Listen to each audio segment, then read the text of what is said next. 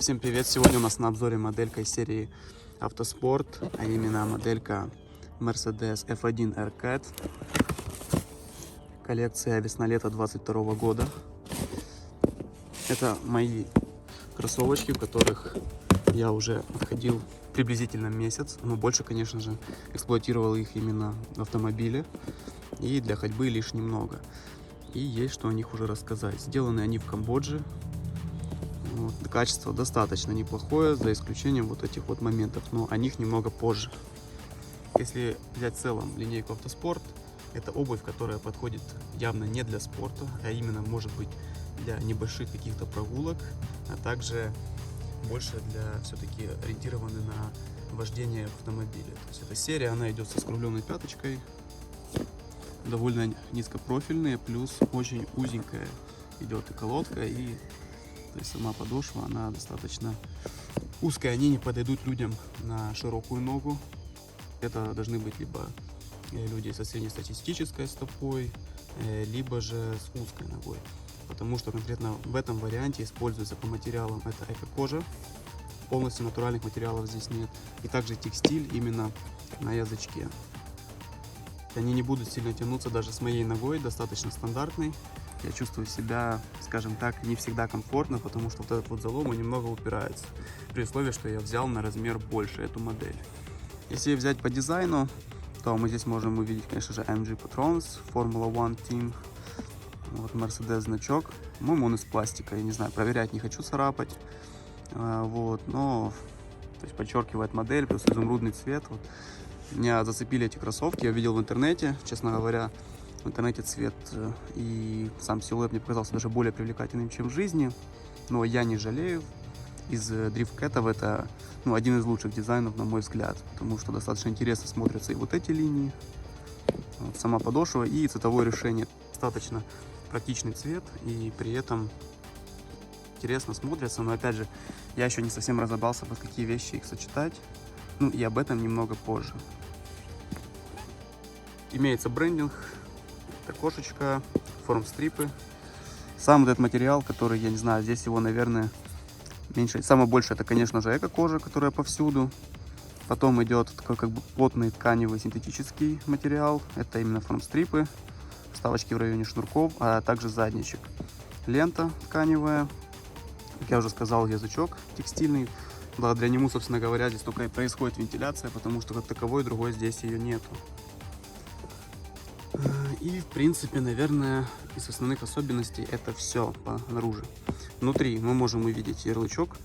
Как я уже сказал, я взял на размер больше. Обычно я ношу 8 по UK, по USA 9, 27 сантиметров. Но в данном случае я взял на размер больше, потому что я знал, что они достаточно узкие. И в целом в таком исполнении у меня палец вот здесь. Внутри сейчас вынимаем бумажный наполнитель.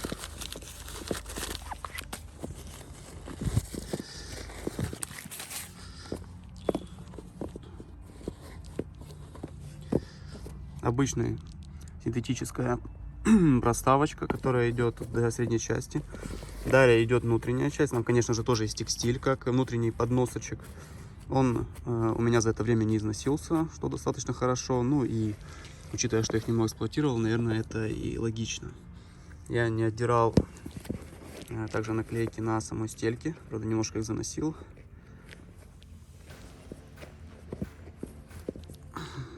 Тут написано другие материалы и текстиль. То есть натуральных материалов, как я уже сказал, здесь нету. Стелечка здесь идет как бы soft foam, как указывается, но это немножко отличающийся от обычных кроссовок повседневных, например, софтрайдеров. У них получается более плотная она идет и тоньше. Этого хватает. Внутри картоновая основа, кроме того, что здесь получается углеродистая резина, скорее всего. Достаточно жесткая, еще и картонка. Но она во всех дрифткетах ставится, я не знаю почему. Наверное, для поддержания формы, наверное, чтобы чувствовалось лучше. Это уже мои догадки, я вам не скажу точно. Еще что не сказала, шнурки. Шнурки очень простые, максимально, не знаю, как-то они сюда не очень вяжутся.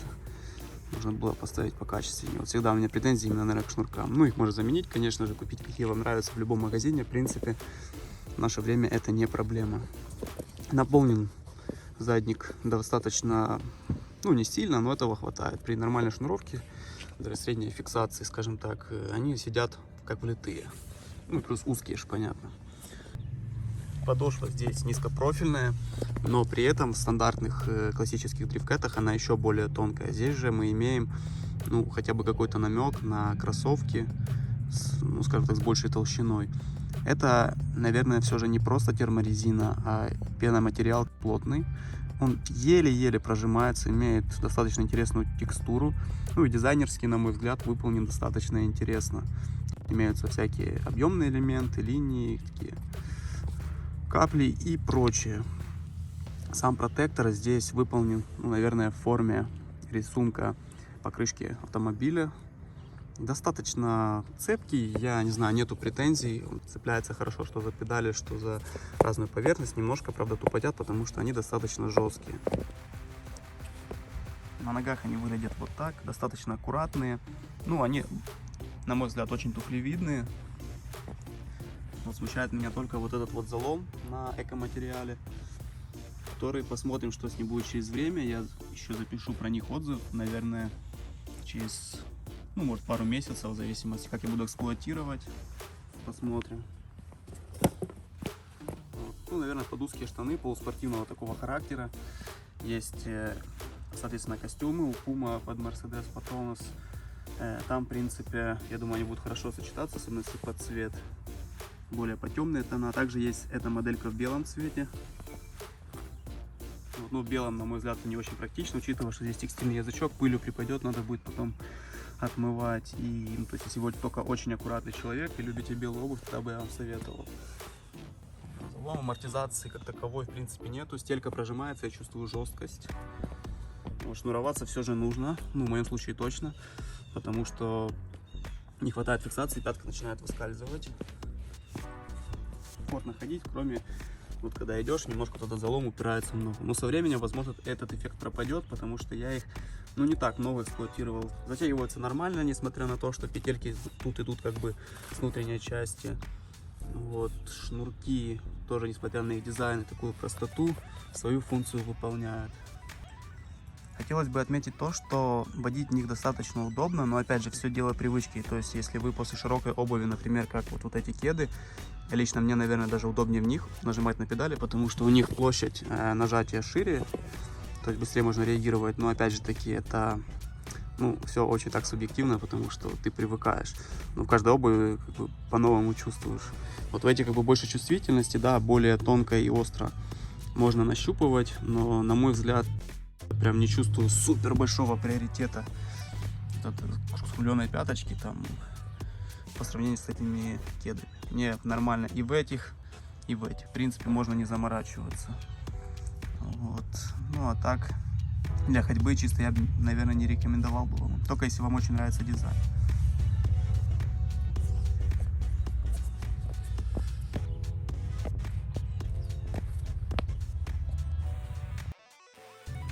Я не знаю, стоит отметить, что под короткие носки они смотрятся не очень. Я бы их вообще не рассматривал под шорты, потому что, на мой взгляд, это, наверное, выглядело бы, ну, максимально ужасно.